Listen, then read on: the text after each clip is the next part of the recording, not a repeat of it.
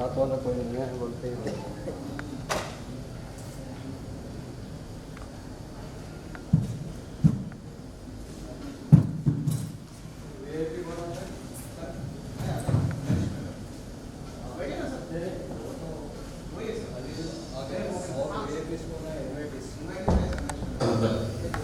क्योंकि टॉपिक ऐसा है, युद्ध से बुद्ध की ओर। किसी ने पूछा रितेश संसार छोड़ रहे हो क्या? बुद्ध। किसी ने बोला म्यूचुअल फंड वाले बुला रहे क्या? ऐसा, क्योंकि हम काम डिफरेंट करते हैं। तो सबसे पहले मैं मेरा इंट्रोडक्शन देता हूँ। मेरा नाम रितेश पाटिल है। मैं पिछले 6 साल से प्रधानमंत्री भारतीय जनऔषधि केंद्र ये काशीनेटी चला रहा हूँ निजामाबाद में। एक जेनेरिक मेडिकल स्टोर है जहाँ पे ब्रांड का नहीं, फॉर्मूले से मेडिसिन देते हैं हम लोग। ओके, और इससे काफी लोगों को बेनिफिट हुआ है। एग्जांपल के लिए जैसे भारत देश जो है डायबिटीज में नंबर 1 है, हार्ट डिसीज पर, और आपको यकीन नहीं होगा जो कोलेस्ट्रॉल जो नॉर्मल रेंज होते हैं वो भी इंडिया के नहीं है। ये फ्रामिंगम बोल के गांव है, वहां के नॉर्मल रेंज पूरे इंडिया को लगा दिया। ओके, तो ये मैं इसलिए बोल सकता हूँ क्योंकि मैंने दिए करीब 18 साल से डाइटिशियन के कोर्स किए हैं, काफ़ी सारे बुक्स मंगाए हैं। तारनाका में हैदराबाद का इंस्टीट्यूट है, national institute of nutrition Hyderabad. Okay, उनके साइंटिस्ट से मिला मैं, और जितने भी 18 साल में देर 50% लिपिड्स नॉर्मल। तो मैं क्या बोलना चाहता हूँ कि इसको रिसर्च ओरिएंटेड करना पड़ेगा। रिसर्च के लिए डाटा जरूरी है। ओके, तो हमने क्या किया है, एक कॉमन सेंस नाम का स्क्रीनिंग सेंटर है। ये क्या करता है, हेमोग्लोबिन है बराबर, मैक्सिमम लेडीज का एनीमिया होता है। ओके, और यहाँ तक भी ऐसी जोक है कि काफी सारे क्लाइंट्स को बोलता हूँ मैडम का खून में चक्कर आ रही है उनको, तो हस्बैंड बोलता है तो समझा कि मेरे को चक्कर आ रही है। ओके, तो वो सब स्क्रीनिंग हो जाता है हमारे पास।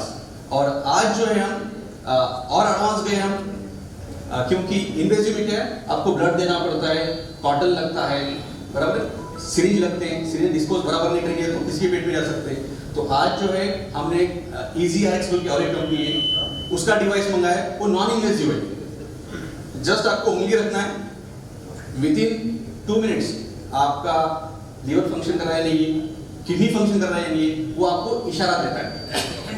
तो that's why the word is screening, ये इशारा देता है। ये डायग्नोस्टिक नहीं है, डायग्नोस्टिक मतलब it required by medical professionals. Okay, तो ये 2 काम कर रहे हैं हम।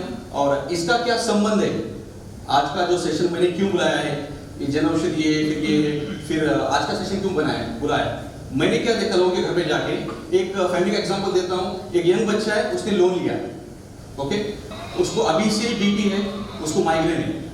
ओके, उसकी वजह से उसके मदर को शुगर है, उसके वजह से उसके मिसेस का हीमोग्लोबिन कम है, उसके वजह से उसके बच्चे जो है अंडर नरिशमेंट है। मैंने उनका जनऔषधि से पैसे से लोड कम कर दिया, लेकिन प्रॉब्लम अभी भी परसिस्ट है। वो प्रॉब्लम कैसा सॉल्व होता है, वो इससे सॉल्व होता है बराबर। और ये सॉल्व हो गया तो एक बंदरी ये सब देख रही थी, निराश थी काफी, क्योंकि कंपैरिजन के लिए कोई नहीं है, आगे नहीं है, कोई पीछे नहीं है, तुलना किससे करें। लेकिन साथ में एक बंदर भी बच गया था, और वो बंदर ये सब देख रहा था, ह्यूमैनिटी एग्जिस्ट नहीं है। फिर वो बंदर ने जो है बंदरी के कान में आके बात बोली, जो मैं आपको बोलूंगा। उन्होंने बंदर ने बोला बंदरी को, shall we begin all over again, क्या हमें दुनिया फिर से बसानी होगी? तो बंदर सोचने से अच्छा है कि आज इंसान सोचे। ओके, इसलिए मैंने डॉक्टर अनिल बोकिन सर को बुलाया है। और आप यकीन नहीं करेंगे, उनका मेरा कोई संबंध नहीं है। एक phone call sir, just one phone call, he came here. Okay, so I am very excited to invite Dr. Anil Bokin sir on the stage.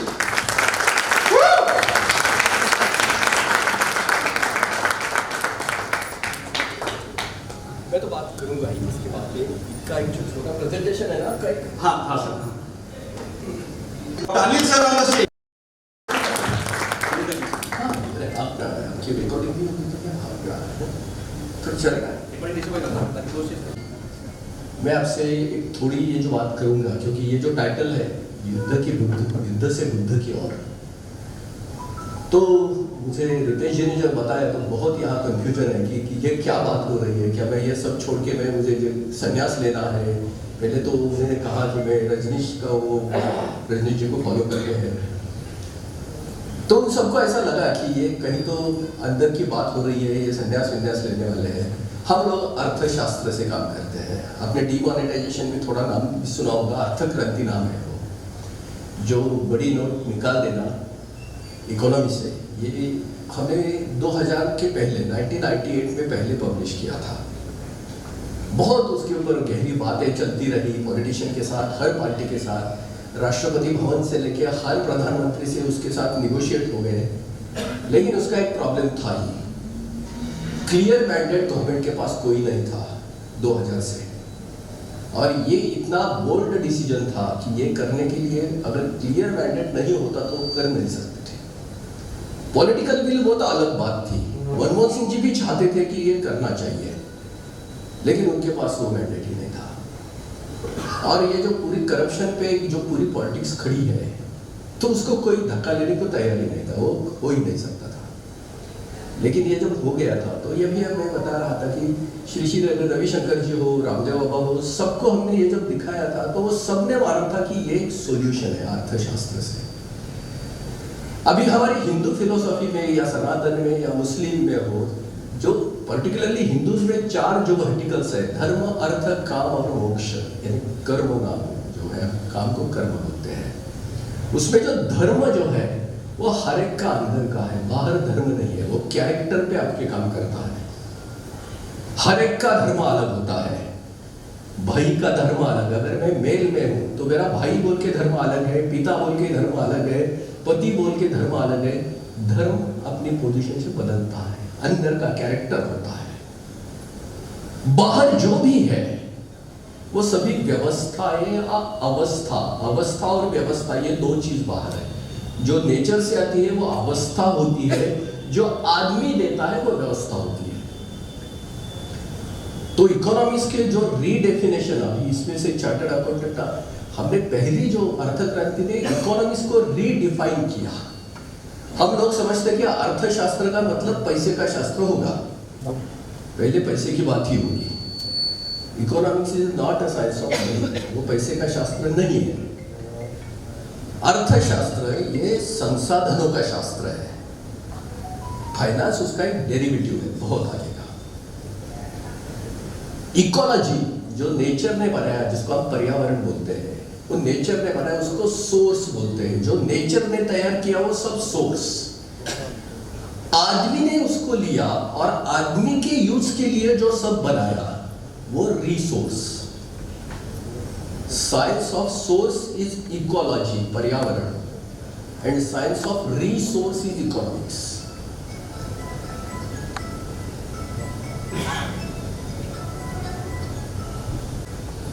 जैसे चावल है, पानी है, आग है, ये तीनों नेचर ने बनाई है, ये सोर्स है, ये इकोलॉजी है। लेकिन पका हुआ चावल या आदमी ने आदमी के लिए बनाया है, किसी जानवर को जरूरत नहीं है। ये जो पका हुआ चावल है वो इकोनॉमिक्स है।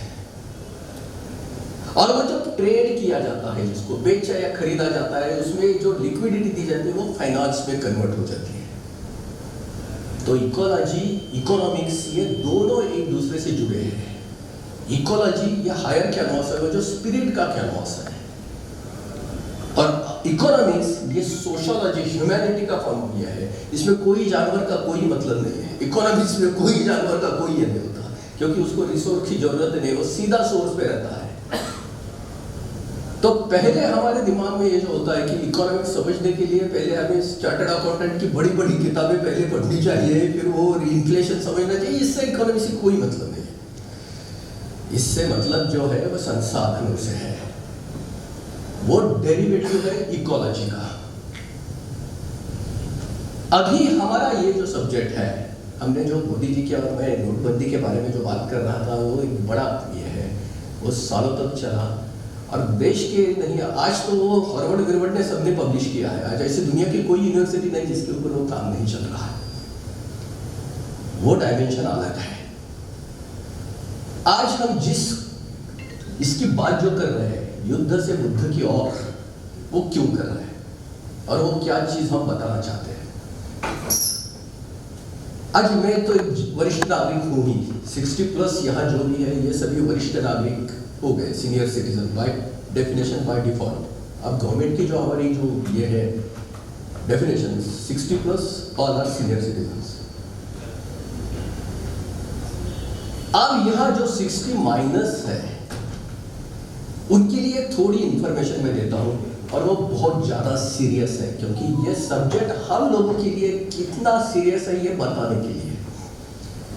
अब थोड़ा घर जाएंगे बाहर, थोड़ा समय मिलेगा तो आप YouTube पे डूम्सडे क्लॉक इतना ये करेंगे, गूगल पे जाके doomsday clock, DOOMS day clock. जैसे अभी रितेश जी ने बताया कि तीसरा युद्ध हो गया, कुछ बचा ही नहीं, तो वो युद्ध कब होगा ये बताने के लिए ये घड़ी बनी है डूम्सडे क्लॉक। ये साइंटिफिक क्लॉक है जो शिकागो यूनिवर्सिटी उसको मेंटेन करती है। हमारे यहाँ जैसे फाइनेंस के मैथमेटिकल मॉडल बनते हैं कि कितनी क्रेडिट लिक्विडिटी सप्लाई करनी मार्केट को, उसी तरीके से ये दुनिया का अंत कब होने वाला है, पृथ्वी का आखिरी आदमी कब खत्म होने वाला है, लाइफ सब कुछ खत्म होगा, वो कब खत्म होगा इसका एक साइंटिफिक एक डॉक्यूमेंट बनता है। वो कब बना?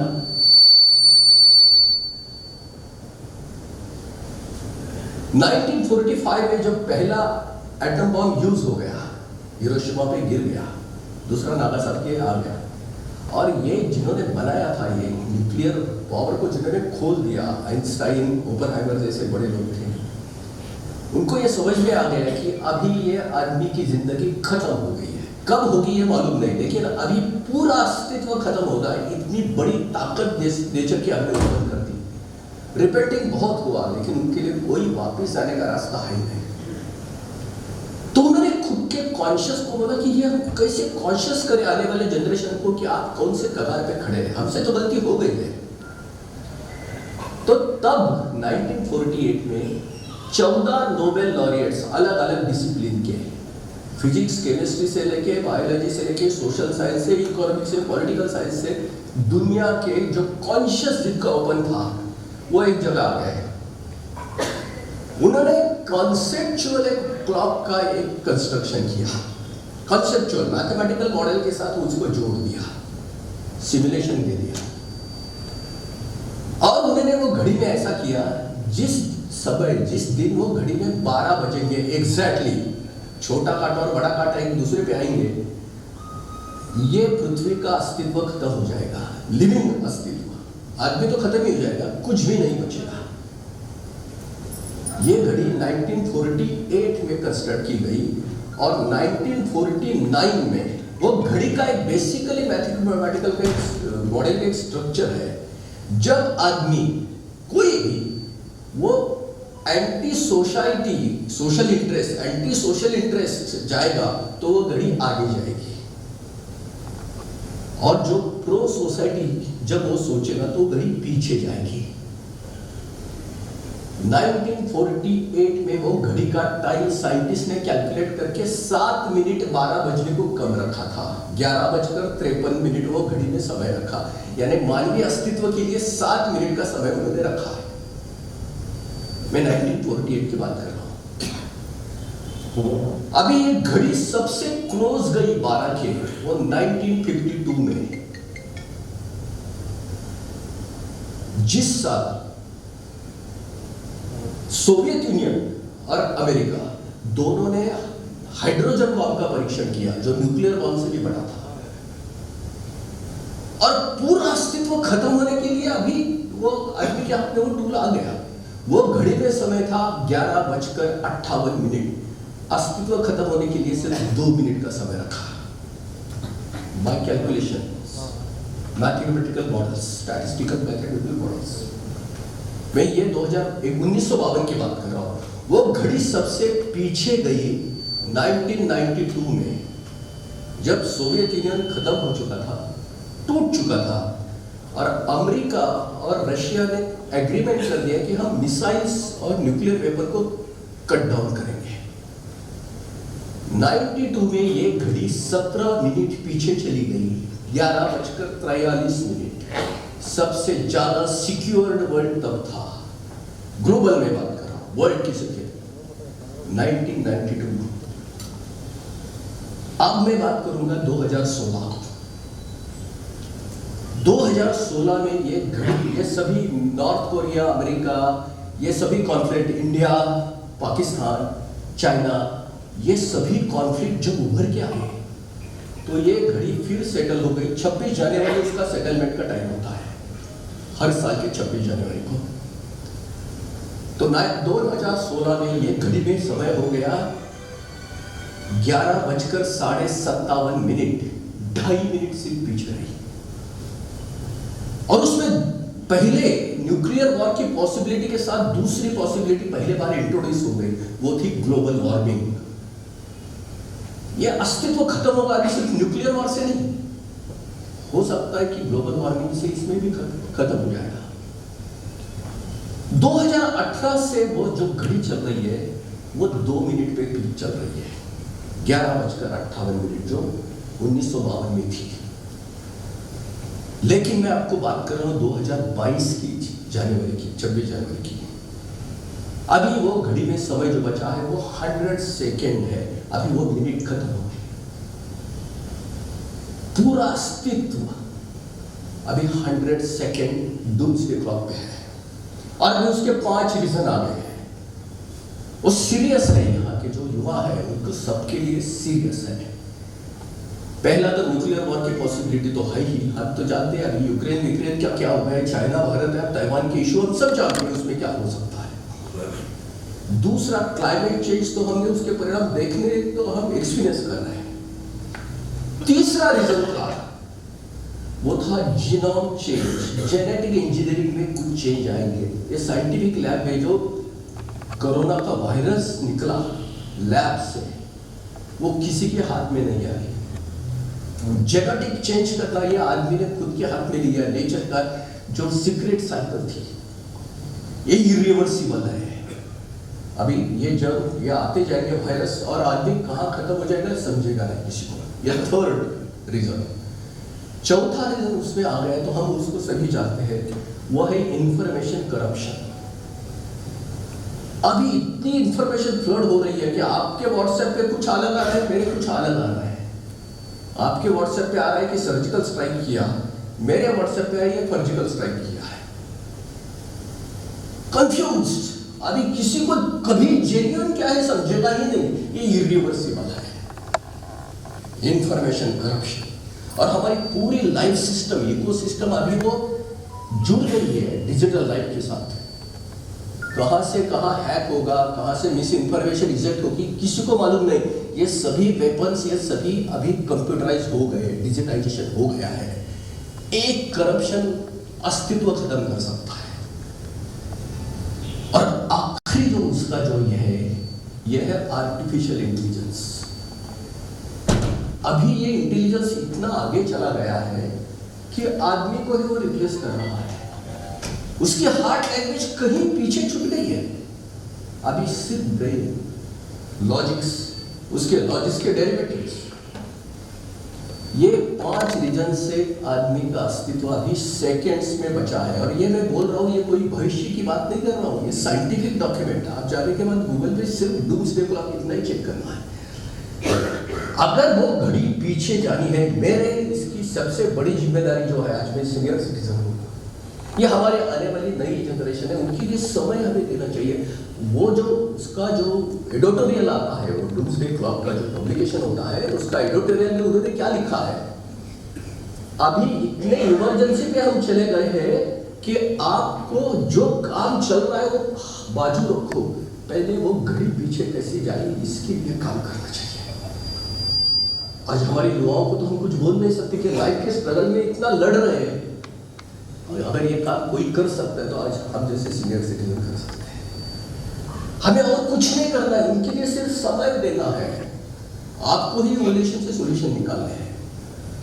और ये घड़ी सिर्फ एक ही इसमें से पीछे जा सकती है, जब आदमी as a society, human society wisdom से सोचे, विजडम से स्वार्थ से नहीं। सेल्फिश नहीं, सेल्फलेस होके सोचेगी, तभी हम आने वाली जनरेशन के लिए कुछ तो कर पाएंगे। इसके सिवा दूसरा रास्ता ही नहीं। तो ये युद्ध के बुद्ध से बुद्ध की ओर ये क्या है? जो वर्टिकल में हम काम करते हैं, अर्थशास्त्र, इकोनॉमिक्स में, उसमें दो पहलू होते हैं। अर्थ के दो पहलू है। जब एक डायरेक्शन वो पर्सनैलिटी की तरफ जाता है, व्यक्ति की तरफ, तब वो बनता है स्वार्थ। स्वार्थ जिसको बोलते हैं सेल्फिश। अर्थ जब पर्सनैलिटी की तरफ जाता है वो स्वार्थ हो जाता है, और अर्थ जब सोसाइटी की तरफ जाता है, ह्यूमैनिटी की तरफ जाता है, वो होता है परमार्थ। दोनों में अर्थ है, स्वार्थ और परमार्थ। अभी आदमी इतना सेल्फिश हो गया है कि किसी और को उसको संभालने की खत्म हो गई तरह से। अभी ये अर्थशास्त्र का ही सिर्फ सब्जेक्ट है। स्वार्थ से परमार्थ की तरफ कैसे जाए, पर्सनैलिटी से ह्यूमैनिटी की तरफ कैसे जाए। अब जहां इकोनॉमिक्स की जो लोग स्टडी करते हैं, इनको ये मालूम होगा कि दो डोमेन पे इकोनॉमी की स्टडी आज चलती है। एक को बोलते हैं मैक्रो इकोनॉमिक्स, स्थूल अर्थशास्त्र, जो गवर्नमेंट की पॉलिसी बनाती है, और वो पॉलिसी पे हम सब लोग काम करते हैं, इंस्टीट्यूट या पर्सनैलिटी। उसको बोलते हैं माइक्रो इकोनॉमिक्स, सूक्ष्म अर्थशास्त्र। ये दोनों के परे एक डायमेंशन है इकोनॉमिक्स का, आप में से बहुत तो शायद जानते नहीं होंगे। वो इकोनॉमिक्स को बोलते हैं मेटा इकोनॉमिक्स, जो मैक्रो से भी बड़ा आता है। और हम लोग जो होते हैं अर्थ क्रांति वाले, हम मेटा इकोनॉमिक्स में काम करते हैं। इसलिए हमारा जो क्लाइंट है वो सिर्फ गवर्नमेंट है और कोई नहीं। और हमारे लिए क्या है, हमारे फाउंडेशन पे क्या होना है? मेटा इकोनॉमिक्स सिर्फ मॉरलिटी पे काम करता है। नैतिकता क्या है, मॉरलिटी क्या है? मॉरलिटी का मतलब है कि 100% लोगों को यहां जचना चाहिए, यहां नहीं, यहां पे। ये जो कहा है नहीं यार, क्या रजनी जी का ये लिखा है, दिमाग से दिया गया सम्मान, क्या प्रेम, वो सम्मान होता है, और दिल से दिया सम्मान, ये प्रेम होता है। मैं हार्ट की बात कर रहा हूं। मॉरलिटी पे 100% हमें परफेक्ट होना चाहिए। उसके लिए जो रास्ता होता है वो मॉरलिटी के लिए जाने का, उसको मोडलिटी बोलते हैं। नीति और रीति, नीति होती है मॉरलिटी, रीति होती है वो मॉरलिटी। अगर ये धर्म पे जाएंगे आप, कैरेक्टर, अंदर, तो स्पिरिचुअलिटी अल्टीमेट होती है। स्पिरिट के लिए रिचुअल का रास्ता होता है, धर्म के लिए स्पिरिट और रिचुअल, अर्थ के लिए मोरालिटी और मोडालिटी, काम के लिए श्रद्धा और सब्र, पेशेंस, और मोक्ष के लिए साक्षी भाव। इंटरप्रिटेशन से मोक्ष नहीं मिलेगा, जो है वो अंदर से आना चाहिए। तो ये वर्टिकल में मैं जो आपसे बात कर रहा हूं कि अर्थशास्त्र स्वार्थ से परमार्थ की तरफ कैसे जाए, जिसमें 100% कवर हो जाए। एक के भी दिल में अगर कुछ रह गया, दिमाग की बात नहीं कर रहे, दिल में अगर लग गया कि ये गलत है, ये मेरे लिए अच्छा नहीं है, तो यह हमारा प्रबोधन नहीं हो सकता। तो मैं आपके सामने ये युद्ध से बुद्ध की तरफ ये क्या रख रहा हूं सब्जेक्ट। मैं पहले आपको प्रपोजल रखता हूं। अनिल बोकिल, या अनिल वकील बन गया, वकील फैमिली में उसका बर्थ हो गया। इसके लिए उसने कोई रिटन एग्जाम नहीं दी थी, एंट्रेंस एग्जाम, कोई वकील फैमिली को कोई उसने कैपिटेशन फी नहीं दी थी, डोनेशन नहीं दिया था। हम सब ने जिस घर में जन्म लिया, क्या हमारे हाथ में था क्या वो ये घर में मुझे जन्म चाहिए था? क्या हो सकता था मैं अब्दुल जॉन कहा, अमेरिका में कहा, हो सकता था ना, कुछ भी बन सकता था। लेकिन वो आज हमारी पूरी व्यवस्थाएं जो खड़ी, वो धर्म यानी जन्म से खड़ी है कि आप कौन सी देश में आ गए, तो आपके संस्कार क्या है, आपकी बैकग्राउंड क्या है। जन्म आदमी को अबॉर्ट कर सकते हैं। जन्म का एबॉर्शन हो सकता है या नहीं? हो सकता है ना। क्या नहीं? जन्म अबॉर्ट हो सकता है, लेकिन एक सत्य है जिसको कोई कुछ नहीं बदल सकता है, वो है मृत्यु। हर एक को मृत्यु को जाना ही होता है, उसके लिए कोई रास्ता नहीं। मृत्यु को कोई अवॉइड कर सकता है? कोई अवॉइड कर सकता है? कर सकता है क्या? तो वो तो हमें सोसाइटी से ही चाहिए। हमें ग्रेसफुल इवनिंग फॉर एवरीवन, ये हमारा प्रोडक्ट है। बुद्ध की ओर जाएगा, graceful evening for everyone, not for just 140 crore, it is for 800 crore. 140 crore की हम बात ही नहीं कर रहे हैं, हम 800 करोड़ की। जब आदमी को जाना ही है ऊपर, तो हर एक की जिंदगी की शाम सुनहरी क्यों ना हो, गरिमामय क्यों ना हो, ग्रेसफुल क्यों ना हो। तो हमारा ये प्रोडक्ट है basically A graceful evening for everyone, not peaceful. हम पीसफुल की बात नहीं कर रहे हैं, हम ग्रेसफुल की बात कर रहे हैं। पीस अंदर से आता है, बाहर से आपको पीस नहीं मिलेगा। वो धर्म का रास्ता है, वो अंदर का प्रवास है, वो बाहर से नहीं है। लेकिन ग्रेस आपको बाहर से आता है, सम्मान, आपको समाज सम्मान देगा, तभी आपकी इवनिंग ग्रेसफुल होगी। तो फंडामेंटल ये है कि 60 साल में किसको नहीं जाना है? स्त्री, पुरुष, रिक्शा वाला, पांडपरी वाला, अंबानी, रास्ते का भिखारी, हर एक को उसी में से जाना है। तो हम ये पॉलिसी डिजाइन करना चाहते हैं कि हर एक की जिंदगी की शाम सुनहरी बने, जहां आदमी पर्सनैलिटी से बाहर निकलकर ह्यूमैनिटी तक पहुंचे। तो ये हमारा जो बेसिक प्रपोजल है, आता है क्या? तो युद्ध से बुद्ध की तरफ ये हमने गवर्नमेंट के साथ 5 साल पहले रखा है, और मैं आपके साथ ये सिर्फ शेयर करना चाहता हूं कि ये प्रपोजल हमने क्या रखा है गवर्नमेंट के पास।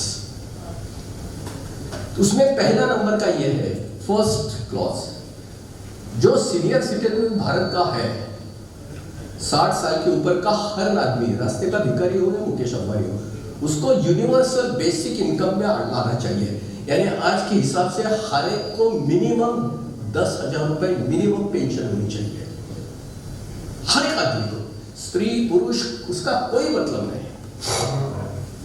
रास्ते का भिखारी है या मुकेश अंबानी है, दोनों ने ही कंजम्पशन टैक्स दिया है। अगर बिस्किट का पैकेट लिया तो जीएसटी उसने दिया है ना। 60 साल तक उसने समाज को दिया है, देश को दिया है। अभी उसकी फिजिकल कैपेसिटी खत्म हो गई, नेचर ने उसको निकाल दिया, लेकिन उसका अंदर का ये बड़ा हो गया, उसके पोता पोती खेलने लगे, उसका ये विशाल हो गया, ये कैपेसिटी कम हो जाएगी। तो 60 साल के बाद के हर आदमी को हक से, भीख से नहीं, एश्योरेंस से, इंश्योरेंस से नहीं, मार्केट से नहीं, सरकार से मिलने चाहिए। हक की बात है ये। अगर मैंने भारत देश में मेरा जन्म हो गया तो ये मेरा घर है और ये गवर्नमेंट मेरी बाप है। जैसे हम सभी जानते हैं कि बाप का होता है वो हक का होता है, भाई का होता है वो एहसान का हो सकता है, लेकिन बाप का तो हक का ही है ना। दो गाली देगा लेकिन बाप देगा। तो देश में हम पैदा हो गए तो हर एक की ग्रेसफुल इवनिंग का उसका अधिकार है, 60+। नंबर 2, हर 60+ के लिए, सीनियर सिटीजन के लिए अलग एमिनिटी चाहिए, ट्रांसपोर्ट की हो, अस्पताल की हो, फुटपाथ की हो, जो उनकी फिजिकल कैपेसिटी की से होनी चाहिए। चलने को रास्ते नहीं है, ये युवा बच्चे नहीं चल रहे हैं, उनके रिफ्लेक्सेस, तो हमारे 60 साल के रास्ते को आप क्या करेंगे? क्या हमें घर में आप ये बंद करके रखोगे? हमारे लिए अलग फुटपाथ चाहिए, अलग अस्पताल चाहिए। अगर हमने मोबाइल पे ये कर दिया ऐप पे, तो 5 मिनट के अंदर हमारे घर के सामने एम्बुलेंस खड़ी होनी चाहिए, क्योंकि अभी हमारा स्टेटस राष्ट्रीय संपदा है। हम सीनियर सिटीजन राष्ट्रीय संपदा, ये इसके अंडर, ये प्रस्ताव के अंडर है। ये नंबर 2 की बात। नंबर 3, हम क्या कर रहे हैं, सरकार को क्या मांग रहे हैं? आज 14 लाख रेल के एम्प्लॉई है, उनके लिए अलग मंत्रालय है, उनके लिए बजट भी अलग बनता था अभी तक। 15-16 लाख हमारे डिफेंस संरक्षण के हमारे एम्प्लॉयमेंट है, उनके लिए अलग मंत्रालय है, उनके लिए अलग बजट अभी तक बनता है। हम देश के 14 करोड़ प्लस, हम 14 करोड़ से प्लस है, इनके लिए ना मंत्रालय है ना कोई चीज ही नहीं है। 14 करोड़ के लिए आज हमारी आबादी एक रशिया से ज्यादा है। रशिया की जितनी आबादी, करीब उतनी आबादी हमारी सीनियर सिटीजन की है। और मैं आपको इससे आगे तो बताता हूं, ये देश की नहीं दुनिया के सबसे बड़ी वोट बैंक है हमारी। ये पॉलिटिक्स जो चलेगा वो तो आखिर वोट पे तो चलेगा, और किस पे चलेगा? 2019 में बीजेपी को जो टोटल वोट मिले थे वो 19 करोड़ 80 लाख 82 लाख थे। आज हम सीनियर सिटीजन 14 करोड़ है। तो हम गवर्नमेंट से मांग नहीं रहे, हम गवर्नमेंट को एक्सचेंज कर रहे हैं कि अगर मुझे हमारा वोट आपको चाहिए तो आपको ये प्रोग्राम आपको इंप्लीमेंट करना है। हक की बात है ये। और चौथी जो बात है, जो युद्ध से बुद्ध की तरफ लेके जाएगी। अगर 60 साल तक हमारे इसमें कोई क्राइम रिकॉर्ड नहीं है, अभी कोई क्रिमिनल रिकॉर्ड अगर हमारा क्लीन है, अगर है, तो हमें पासपोर्ट वीसा नहीं चाहिए, लगना नहीं चाहिए। अब हम ग्लोबल सिटीजन बनेंगे, बॉर्डरलेस वर्ल्ड की मैं बात कर रहा हूं। अब ये क्या होगा, ये कैसे नहीं होगा, ये क्यों होगा, मैं सभी चीज की बात कर रहा हूं। हम सब जानते हैं जब शाम होती तो पंछी भी अपने अपने घोंसले पे चला जाता है। अभी 60 साल तक अगर मेरा क्रिमिनल रिकॉर्ड क्लियर है और मुझे अगर किसी ने इंग्लैंड या अमेरिका या फिनलैंड के कहीं भी मुझे जाने के लिए उन्होंने सिटीजनशिप दे दी, तो मैं वहां जाऊंगा क्यों? अगर मेरे कोई बच्चे हैं वहां तो उनको मिलने जाऊंगा, रिलेटिव को मिलने जाऊंगा, नहीं तो दूसरा वो देश देखने जाऊंगा। ज्यादा से ज्यादा मेरी अगर तबीयत में वहां ट्रीटमेंट अच्छी होती है तो मैं वहां जाऊंगा, बाकी मेरा कोई काम नहीं वहां। लेकिन ये युवाओं के लिए बॉर्डरलेस वर्ल्ड का ये ओपन हो जाएगा और बेसिक एक बड़ा इंसेंटिव तैयार होगा, क्राइम से लोग अलग हो जाएंगे। अगर मेरा क्रिमिनल रिकॉर्ड क्लियर होगा तो मैं दुनिया का सिटीजन बनूंगा, ग्लोबल सिटीजन, वर्ल्ड का। ये बहुत आसान है होने के लिए। इसमें सभी एक कॉन्स्टिट्यूशन के फ्रेम में हो सकता है, हमारी इकोनॉमिक्स के फ्रेम में हो सकता है। और यही एक रास्ता है युद्ध से बुद्ध की तरफ जाने के लिए। जब पाकिस्तान ही मेरा हो जाएगा, अभी हमें शत्रु खत्म ही नहीं करना है, हमें शत्रुत्व खत्म करना है। जब हम युवा थे तो हम भी यही सोचते थे कि पाकिस्तान पे 2 एटम बम डाल दो, खत्म हो जाएगा, कंप्लीट फिनिश्ड, ना रहेगा बांस न बजेगी बांसुरी। लेकिन जैसे उम्र बनती गई, कच्चा आम पक गया, कच्चा था तो खट्टा ही था, अभी इवोल्यूशन में पक गया, मालूम नहीं कि वो मीठा कैसे हो गया। इसके लिए कार्बाइड नहीं डाला, वो ऊपर वाले ने मारा दे गए, वो हो गया, इसका एक्सपांशन हो गया।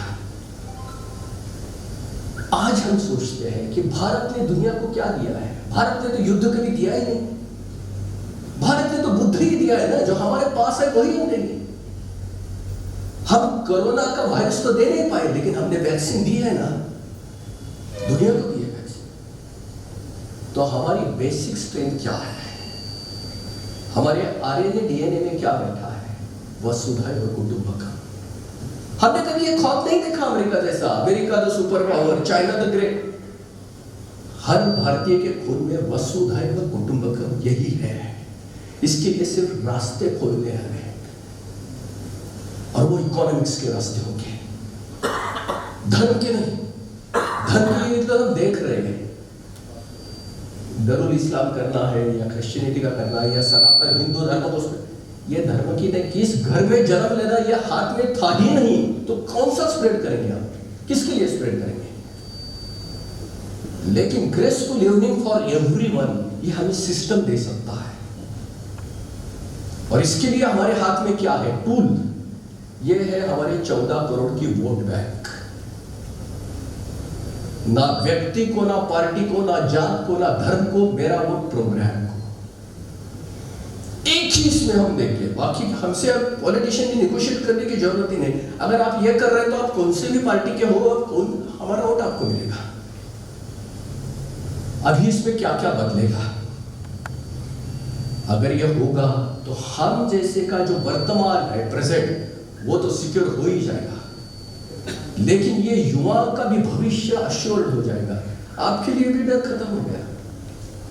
कंपटीशन में भागते भागते 40-50 की उम्र में आप बर्नआउट हो रहे हैं, डिप्रेशन में जा रहे हैं, क्या कर रहे हैं? आपका क्वालिटी टाइम सिर्फ करियर की बिल्डिंग में जा रहा है, ना अपने परिवार के लिए है, ना बूढ़े माँ बाप के लिए है, ना आपके खुद के कोई आपकी हॉबीज हो या आपकी कोई सोशल इंटरेस्ट हो, कहीं नहीं। आपको भागना है, सिर्फ बर्नआउट होने तक भागना है। इसके लिए कोई रास्ता नहीं अभी। लेकिन आपको जब यह एश्योरेंस मिलेगा कि 60 साल के बाद आप भी ये बन जाओगे नेशनल असेट, तो आप आपके बच्चों के लिए, आपके भविष्य के लिए आपका प्रयत्न चलता रहेगा। पिछला आपका ये खत्म हो जाएगा, स्ट्रेस, आप रिलीफ में जाओगे पहले। और हम लोगों का तो बहुत ही बढ़िया होगा। अभी तो हमें देखो क्या है, हमें भी समझता है कि ये फिनेंशियल स्ट्रेस इतने आ रहे हैं, किसी को अभी मालूम ही नहीं कि हमारे मेडिसिन के खर्चे कितने हो गए आगे चल के। कोई अजम्पशन नहीं, कोई नहीं कर सकता। कमा के रखो, डर के मारे कमा रहा है, आज है, लेकिन वो इन्फ्लेशन खा जा रहा है, ये स्टैंडर्ड ऑफ लिविंग खा जा रहा है। कितना भी कमाएंगे तो कुछ नहीं होगा इससे, कहीं तो उसको एक कट ऑफ लाइन की जरूरत चाहिए। सो ह्यूमैनिटी की तरफ जाने का ये रास्ता है कि जहां आपको अश्योर्ड लाइफ मिलेगी। और भारत में इतना भी आसान है, हमारी लाइफ एक्सपेक्टेंसी 70-71 साल की है। एक रास्ते में एक भिखारी का जन्म हुआ है किसी झुग्गी झोपड़ी में, ना उसको एजुकेशन मिला है, कुछ नहीं मिला है, वो भिखारी बनता गया क्योंकि उसको परिस्थिति ने उसको भिखारी बनाया।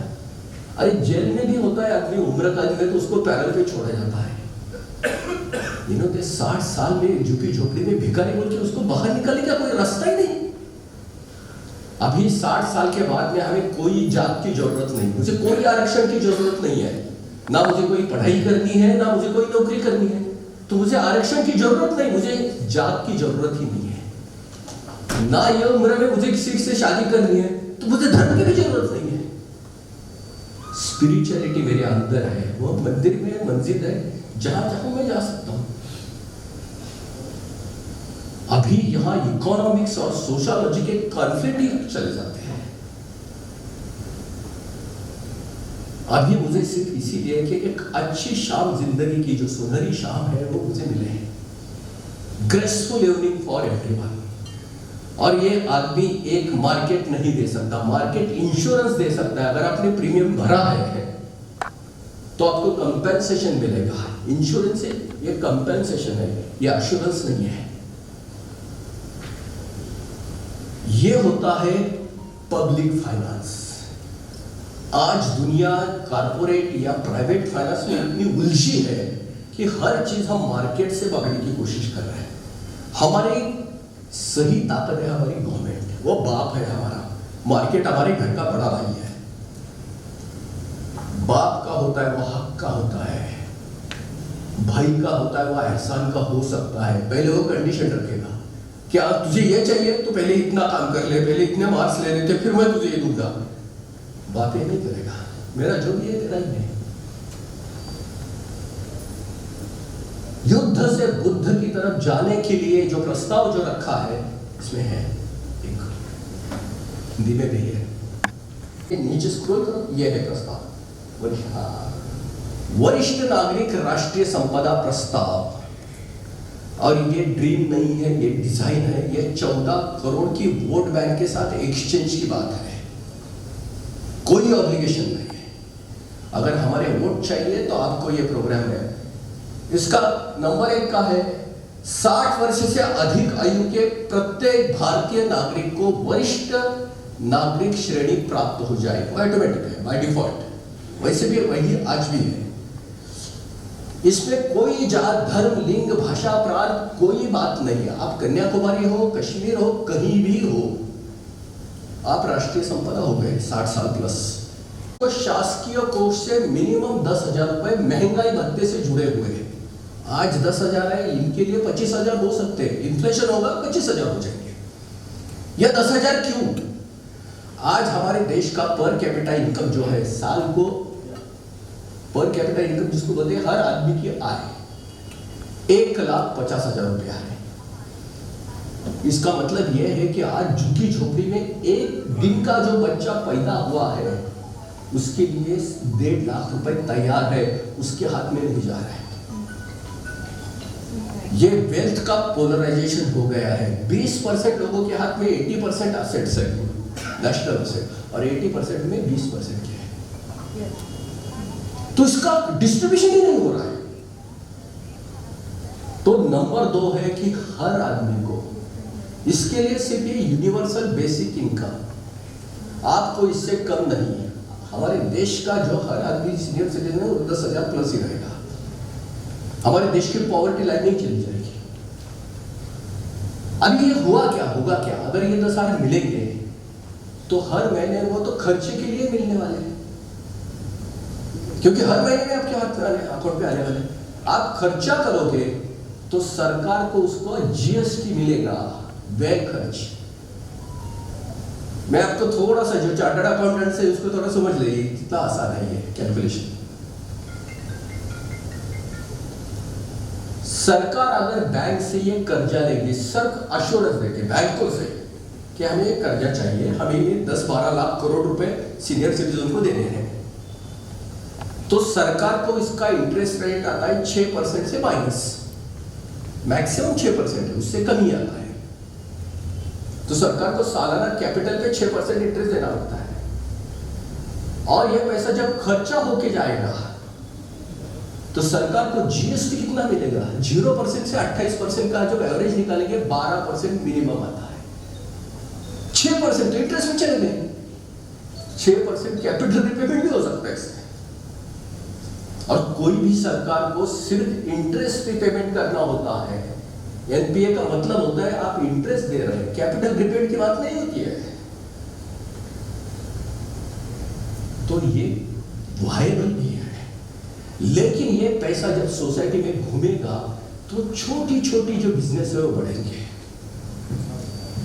आज यहां कुछ चार्टर्ड अकाउंटेंट्स हैं, आप सब लोग जरा इसके ऊपर जरा ये दीजिए, भारत की रियल स्ट्रेंथ क्या है?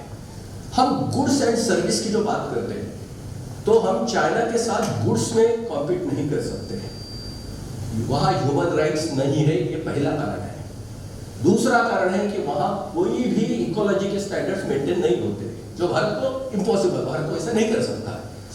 तीसरा रीजन ये है कि हमारी मल्टी पार्टी पॉलिटिक्स है, चाइना जैसी सिंगल पार्टी नहीं है।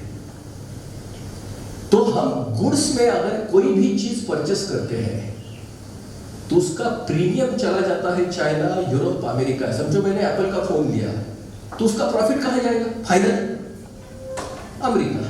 मैंने होंडा की गाड़ी ले ली, गुड्स कोई भी मैं परचेस करूंगा तो उसका प्रीमियम या प्रॉफिट बाहर चला जाएगा। लेकिन भारत की सही ताकत क्या है?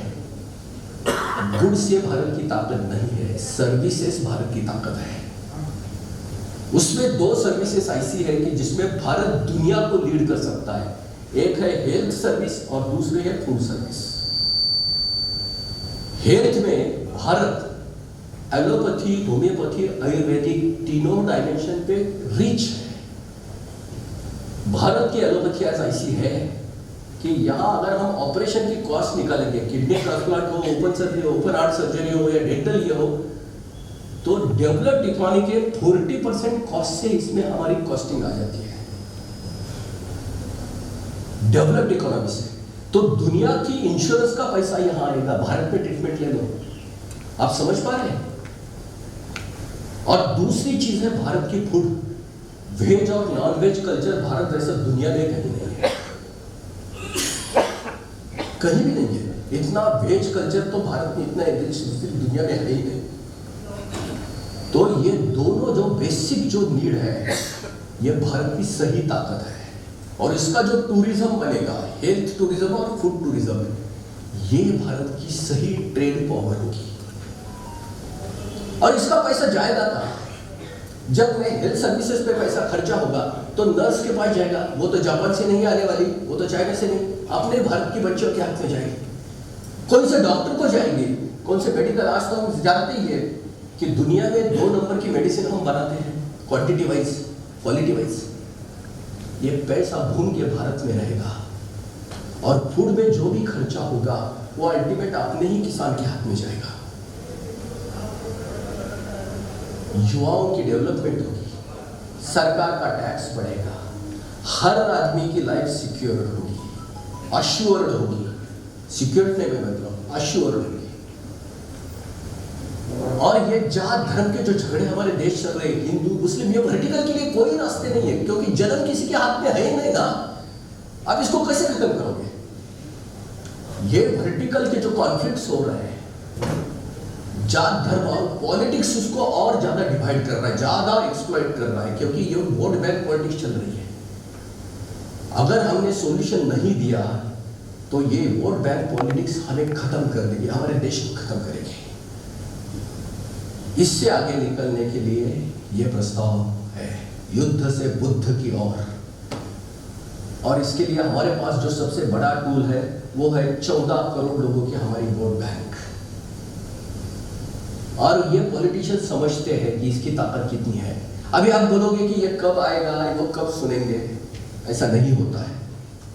ट्रिपल तलाक का एक डिसीजन मोदी गवर्नमेंट ने ले लिया, किसी ने मांगा नहीं था, किसी ने भी उसकी डिमांड नहीं की थी, लेकिन जब वो डिसीजन ले लिया तो उसका इफेक्ट क्या हो गया? बीजेपी को जो 4.5% वोट मिलते थे वो 9% तक बढ़ गए। जो विक्टिम क्लास था उसमें से उन्होंने वोट देना शुरू कर दिया।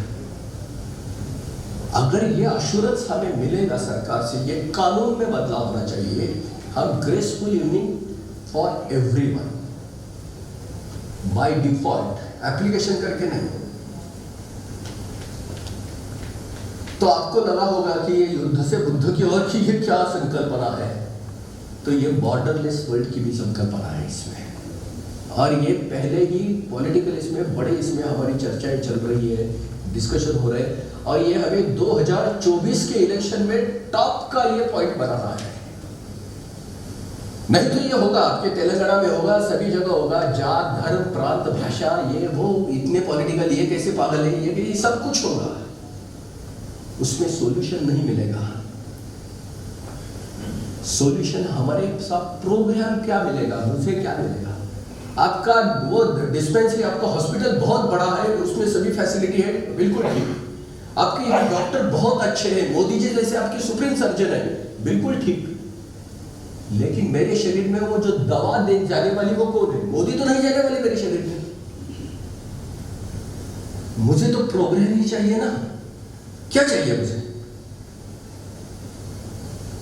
तो हमारा बेसिक जो स्लोगन है, टाइटल है, व्यक्ति को ना पार्टी को, मेरा वोट प्रोग्राम को। 2024 के इलेक्शन है, हमारा वर्तमान और हमारे आने वाले जनरेशन का भविष्य सिक्योर करना है, अश्योर, और पूरी दुनिया में हमें यह संदेश देना है कि बुद्ध ये होता है, बॉर्डरलेस वर्ल्ड। आप सबको मालूम है 4 दिन पहले ही मेक्सिको के राष्ट्राध्यक्ष ने यूनाइटेड नेशन को एक एप्लीकेशन दे दिया है कि हमें अभी 5 साल तक युद्ध नहीं चाहिए, नहीं तो सब कुछ खत्म हो जाएगा, कुछ नहीं बचेगा। और उन्होंने 3 आदमी का नाम रिकमेंड किया है, ये 3 का ही पैनल होना चाहिए। उसमें नंबर 1 जो है वो जॉन पोप पॉल है, आप सब जानते हैं, वो क्रिश्चियन इसमें कैथोलिक की सबसे बड़े हैं, वो नंबर 2 जो है वो यूनाइटेड नेशन के अभी के जो सिटिंग सेक्रेटरी है, जनरल सेक्रेटरी, वो है। और नंबर 3 नरेंद्र मोदी है। सिर्फ नरेंद्र मोदी का नाम है दुनिया के पूरे राष्ट्राध्यक्ष में, क्योंकि उनको मालूम है कि ये देश से ही आएगा, वसुधैव कुटुंबकम, किसी और से नहीं आएगा। हम चाहते हैं कि ये होना चाहिए। ये 13 लाख 14 लाख करोड़ रुपया जो हर साल हमारे देश को खर्चा आएगा, ये मिनिमम यूनिवर्सल बेसिक इनकम देने के लिए आज हमारे देश की इकोनॉमी 260 लाख करोड़ की है, 260 लाख करोड़।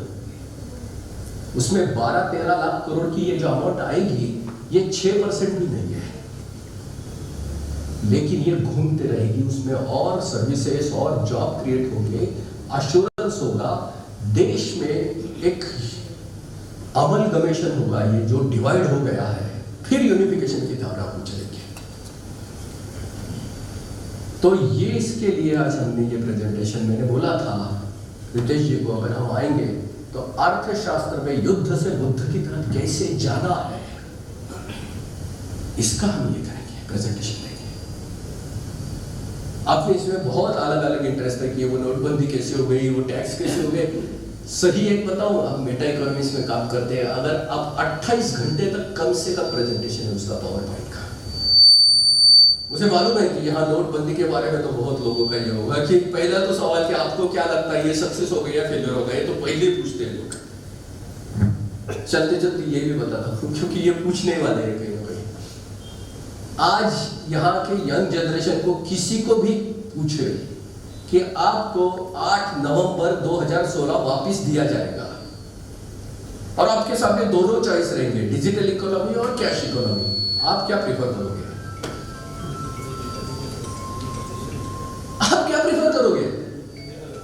आपके लिए दोनों ऑप्शन क्लियर, आप क्या करोगे? तो ये सवाल ही बचा नहीं है।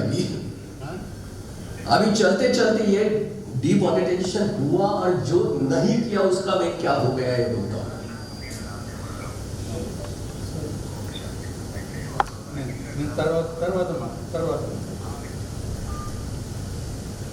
भारत ने डिमोनेटाइजेशन कर दिया। सर इसके भी फोन अगर ऑन बात कर रहे हैं, मैं आपके साथ वही कर रहा हूं। और आप और हम एक ही साइड के टेबल के, हमें उनसे वो पॉलिसी बनवा के देनी है, इसलिए हम कोई मोदी जी के फ्रेंड नहीं है, हम एक कॉमन सिटीजन है और वही हम चाहते हैं। भारत ने डिमोनेटाइजेशन कर दिया और उसके साथ और 2 देशों ने ये डिसीजन लिया कि हम भी डिमोनेटाइजेशन करने वाले हैं, क्योंकि भारत में जो प्रॉब्लम है वही उनके भी प्रॉब्लम थे। एक का नाम था वेनेजुएला और दूसरा नाम था पाकिस्तान। हमारे जैसे रुपया की नोट है वैसी पाकिस्तान की है, वहां हमारे यहाँ 1000 की नोट थी, वहां 5000 की नोट है। अभी सिर्फ हुआ क्या, ये डिमोनेटाइजेशन के बाद थोड़ा सा क्योस तो होने ही वाला था, इतना बड़ा चेंज था तो मीडिया ने उसको इतना ज्यादा ये कर दिया कि ये डर से ये दोनों देश ने उसको सस्पेंड करके रखा कि ये अभी नहीं करेंगे। और इसका परिणाम आप सब जानते ही हो, वेनेजुएला बैंकरप्ट हो गया। वहां अभी वेनेजुएला करेंसी चलती नहीं, वहां डॉलर चलता है। और पाकिस्तान के हाल में क्या बताऊं आपको, FATF में है अभी। पाकिस्तान बैंकरप्सी यानी श्रीलंका की इसमें कगार पे वो कभी भी हो सकता है। तो ये डिमोनेटाइजेशन था। तो ये तो मैं बहुत सुपरफिशियल बताऊं। अभी मुझे पूछा कि इसके डीप रीजन क्या थे, वो बिल्कुल अलग है। वो इकोनॉमिक्स के डायमेंशन उनके अलग है, लेकिन मैं जब इकोनॉमिक्स का जब पैनल होगा तो मैं ये बात करूंगा। आज हम ये ज्येष्ठ नागरिक, वरिष्ठ नागरिक, राष्ट्रीय संपदा, इसी पे हम बात करने वाले हैं।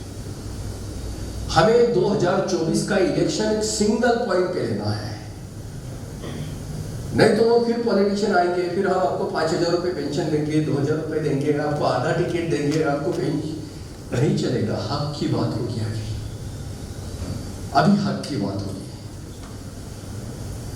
और चलते भाई यही बता दो कि हमारी एफर्ट क्या हो रहा है इसके सिवा। ये आपको जो दिख रहे हैं ये फुल पेज एडवर्टाइज पेपर में आई है, अर्थ क्रांति ने दी है। दुनिया में ऐसा तक अभी तक कभी नहीं हुआ है। इस सोशल कॉज के लिए कि जो बड़ी एडवर्टाइज दे रही है, ये मराठी के टॉप के पेपर में आई है और इसके लिए बहुत कुछ खर्चे हैं। लेकिन अभी हम 1 अक्टूबर जो senior citizen day, global senior citizen day होता है, 1 अक्टूबर को हम पुणे में पहला प्रोग्राम ऑर्गेनाइज करने जा रहे हैं। वहां हमारे देशों के पूर्व राष्ट्रपति दोनों को हम बुला रहे हैं, कोविंद जी और प्रतिभा देवी, दोनों नहीं आए, तीसरा तो है ही, कलाम जी गए, प्रणब मुखर्जी गए ऊपर। इनके साथ में सुमित्रा महाजन की भी रहेगी, क्योंकि वो हमारे सदस्य इसकी लोकसभा अध्यक्ष थी, उसके ऊपर कोई पोस्टिंग नहीं है। अब फिर हमारे महाराष्ट्र के मुख्यमंत्री भी होंगे। बड़े इसमें प्रोग्राम रहेगा, बड़े ऑडिटोरियम में, और हम उनके सामने ये रखने वाले हैं। वैसे तो हमारा चल ही रहा है अभी, तो यानी इसके लिए बहुत कन्विंस हो गए पॉलिटिशियन या होने वाला है,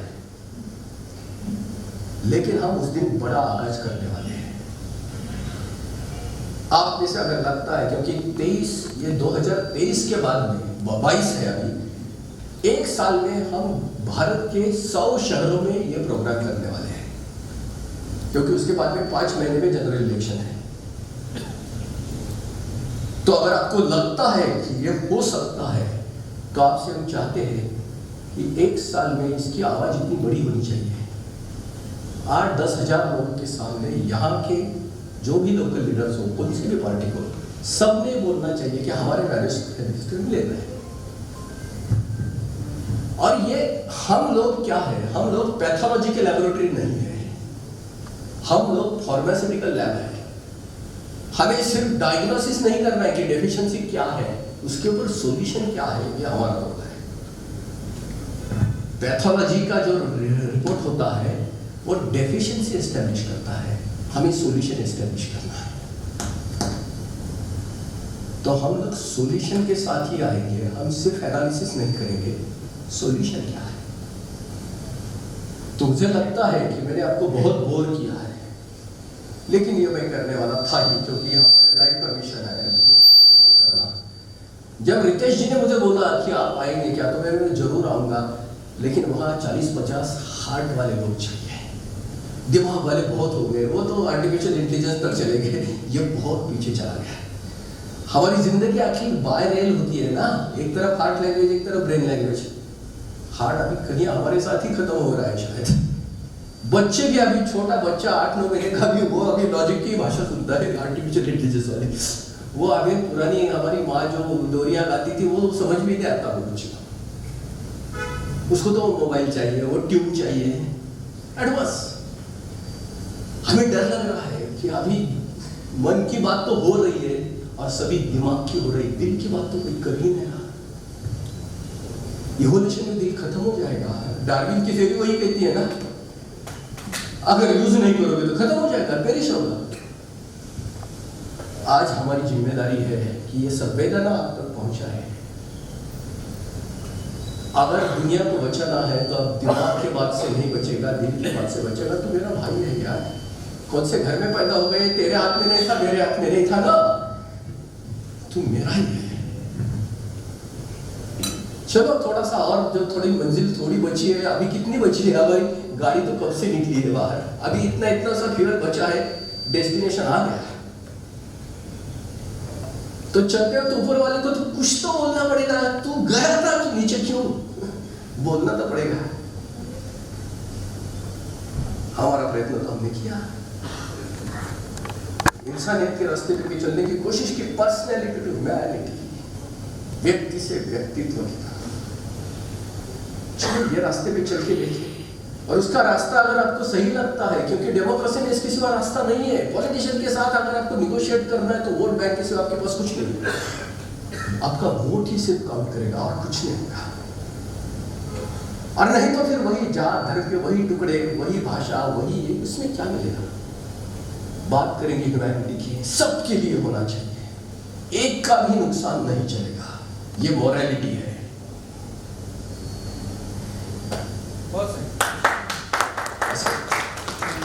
ऐसा लगता है। चलो थोड़ी दिमाग की भी बात करें। अगर इसमें से 2-3 पार्टी आगे आए तो क्या करें, तो बहुत ही अच्छा। 2 डॉक्टर बोलेंगे कि मैं करता हूं ऑपरेशन, तो पेशेंट के लिए तो काफी अच्छा है, और क्या, हमारे लिए कोई सवाल ही नहीं है। हमें वो डूम्सडे क्लॉक कुछ सेकंड पीछे लेना है, बस यही हमारा काम है। आपके जनरेशन के लिए थोड़ा समय तो दे सके, अगर वो भी नहीं दे पाए तो हमारी जिंदगी को कोई मतलब ही नहीं है। और आखिर जीना तो किसी लिए, अगर बच्चे अगर नहीं है तो किसके लिए करना है। प्रोजेनी इंस्टिंक्ट जो नेचर ने डाली है,